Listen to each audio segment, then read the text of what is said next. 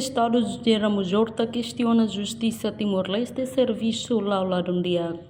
Assunto ne hato Russi, chefe Estado ba jornalista Sira, quinta-feira semana ne Loron Ranulo fulan junho tinane e a cantina mata Palácio Presidencial ba repete dili. Chefe Estado José Ramos Horta informa, relaciona o caso Kalumba Mali, Justiça Timor-Leste serviço lá um dia, impacto ba Timor-Leste na criatividade, imagem no mos Timor-Leste na preparação tama ba Ásia, bele hareba buat nebe simples, mas be ema bele considera Justiça Timor-Leste resolve caso sira lá terlei. Também o governo nomeia Lúcia Lobato lidera a equipa no IHA-ONA relatório para a reforma e a setor justiça.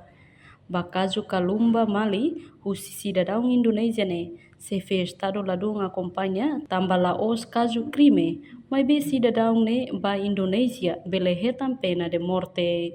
O problema magina ne itania justiça lá, serviço de rua do para mora e na lá portanto é um problema bom e né o impacto patrimônio credibilidade patrimônio imagem aí tem a preparação tama Ásia estamos tirar boa também simples lá justiça Timor lá resolve quando uma resolve sala lá tu ir ler problema grave mas também governo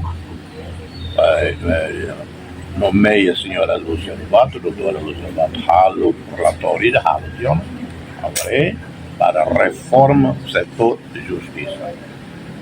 Mas bem, caso ainda nem, lá de uma acompanha, também, lá hoje nessa caso ainda bem, crime que nem bancar aqui na Indonésia, bem, retam pena de morte. Kalumba Mali nudar cidadão Indonésia ne BPC captura e haloron 5 fulan junho tinan rihun rua ronolo recentolo ne be desconfia halo falsificação ba documento sai cidadão Timor-Leste ho ilegal.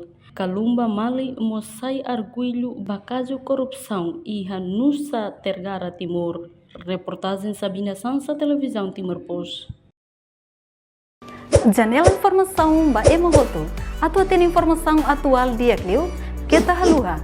Haneham botão subscribe, like. Halo comentário no fahe tutang ba media sosial hoto.